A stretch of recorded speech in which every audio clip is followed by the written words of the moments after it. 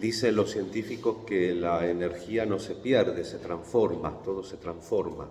Así también en la gracia de Dios, en la sinergia de la fe, todo se transforma. Uno tiene que constantemente ofrecer la paz. Si el otro no es digno de esa paz vuelve a uno. No hace falta ni quitarla, simplemente no ser cómplice. Por eso ese signo a veces del Evangelio de sacudir el polvo de las sandalias, no ser cómplice, pero uno nunca tiene que quitar la paz, sino tiene que darla, con las posibilidades propias, como también podemos aprender de esta memoria obligatoria que nos trae la liturgia de este apóstol, después de los 12 apóstoles, que es San Bernabé. San Bernabé, que lo vemos cada año después de la Pascua con Pablo, sobre todo en la conversión de Pablo, porque este hombre que es presentado en el capítulo 4 de los Hechos como un hombre justo, como un hombre bueno, se llamaba José, se le cambia el nombre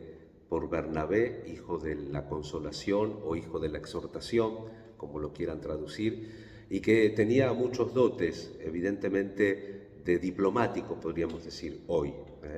Era de la familia de Leví, por lo tanto de la tribu sacerdotal, y básicamente fue el garante de Pablo y el gran misionero de los pueblos paganos, que comenzó él, el primer viaje misionero de Pablo, si nos atenemos a la circunstancia, el encargado era Bernabé.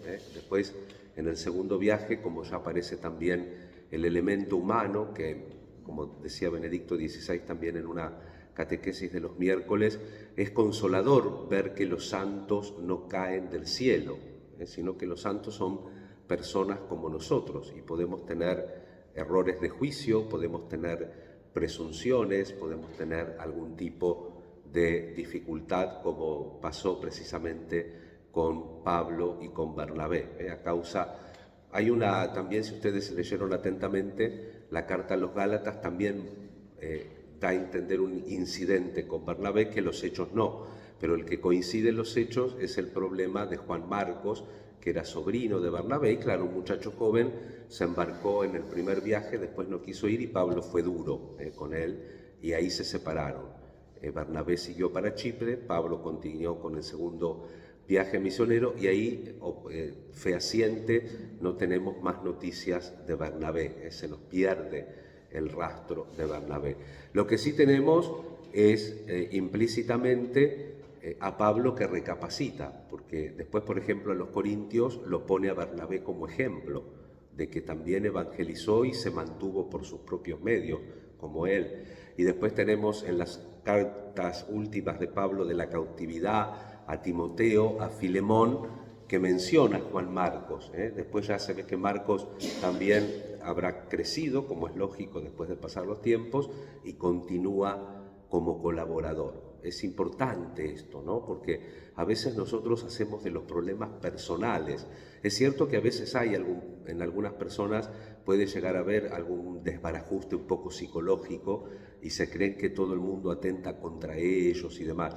Pero es cierto que a veces, sin tener una patología, muchas veces particularizamos las situaciones. La gente es como es, con todos, no es como solamente me lo hacen a mí, me lo hizo a mí. ¿Cuántas veces pasa esto? Y esto puede pasar en una comunidad cristiana, y claro, pasó en los Hechos de los Apóstoles, puede pasar en todos lados. Lo importante, el santo es el que está en constante conversión, en constante movimiento. No sé si alguna vez me han sentido, pero lo digo muy frecuentemente. San Ignacio de Loyola establece un axioma en la vida espiritual. Dice San Ignacio que en la vida espiritual el que no adelanta retrocede. ¿Qué quiere decir adelantar? ¿Ser perfecto, ser un ángel? No, adelantar quiere decir corregir, ensayo-error. Eso quiere decir adelantar. En la vida espiritual uno no puede quedarse a los 20 años como en los 40, no se puede. Si vos entre los 20 y los 40 no te convertiste, no adelantaste, retrocediste. Por eso hay que cuidarse, porque naturalmente cuando uno se vuelve viejo, las manías empiezan a manifestarse. Y hay ciertas cosas que no tienen cura, tienen paños de agua fría, pero no tienen cura. Entonces hay que estar muy atentos a la vida espiritual. Y la palabra de Dios nos anima en este sentido, porque los hechos de los apóstoles, Pablo en las cartas, no ventila los problemas como un programa de chismes, pero no silencia las dificultades naturales y humanas que pueden haber en una comunidad cristiana, pero que se tienen que solucionar siempre en el espíritu del Evangelio y en la lucha común de tirar todos para el mismo lado. Porque eso es lo maravilloso de los hechos de los apóstoles.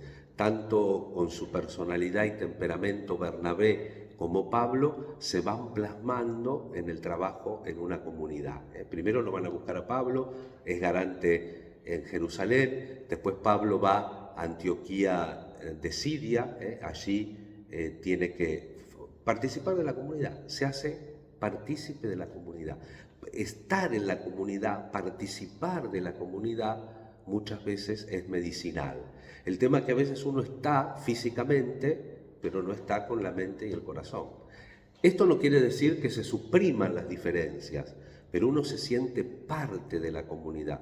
Si uno no se siente parte de esa comunidad, porque tiene su corazón en otro lado, porque está pensando en algo que dejó, o porque está ansioso, porque está deseando algo que se supone que va a estar mejor, pero a veces cuando uno tiene problema en todos lados, el problema es uno. Entonces, por más que corra, el incendio va con uno. Uno cuando corre parece que el fuego se baja, pero cuando te estableces el fuego empieza otra vez a crecer. Entonces, sentirse parte es medicinal también. Y eso lo hemos visto, lo vemos en Pablo, en su relación con Bernabé, en su relación también con Juan Marcos. Y por último, la tradición nos dice que Bernabé podría ser el autor, dice Tertuliano, de la carta a los hebreos, que podría ser factible, no se tiene una opinión unánime, porque al ser de Leví, el interés del sacerdocio era importante en él, y la reflexión fundamental de la carta a los hebreos es el sacerdocio de Jesús, así que no es descabellado. Otra tradición dice que él hubiera acompañado a Pedro a Roma, después, como lo sostiene la iglesia de Milán, hubiera fundado esa iglesia de Milán, y por último otra vez vuelto a Chipre, donde encontró el martirio por manos de unos judaizantes que lo apedrearon. Como sea, hoy estamos celebrando a este mártir, testigo de la fe, apóstol, que nos muestra a las claras cómo pone toda su vida, sus bienes. Recordemos que los hechos nos dicen que tenía un campo, lo vendió y puso el dinero a los pies de los apóstoles para la necesidad de la iglesia. Vendió sus bienes, pero puso su vida con su personalidad, con su manera de ser, con los dones que el Señor le había dado para que el Evangelio de Dios, como decía Pablo en otro sentido, no quede cautivo, sino que se difunda y se extienda. Pidamos a San Bernabé la gracia, la valentía de nunca claudicar en el testimonio de la fe y saber el don de la pertenencia, lo grande y medicinal que es, sobre todo los que tenemos una vocación particular. Pedimos en esta Eucaristía por las intenciones de la misa y sobre todo pedimos para la Iglesia el don del apostolado que tanto lo necesita nuestro tiempo.